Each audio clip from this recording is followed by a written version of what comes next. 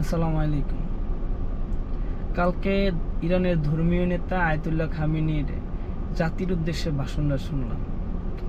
একটা নেতা এতটা সাহস, এতটা মনোবল নিয়ে ভাষণটা দিয়েছেন, আমার কাছে শুনে ভালো লাগছে।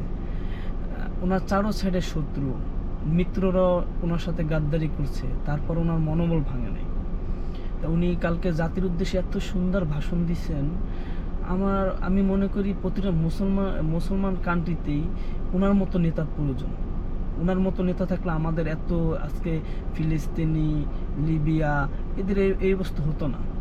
তা উনি ওনার ছোট্ট একটা বক্তব্য আমি আপনাদের বলতেছি, আপনারা শুনেন।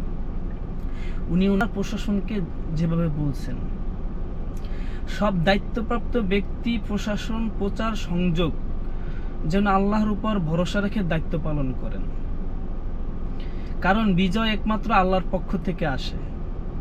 আর আল্লাহ সত্য ও ইনসাফের পক্ষে জয়ী করবেন ইনশাল্লাহ। আমাদের তো ভাই আর কিছু করতে পারবো না।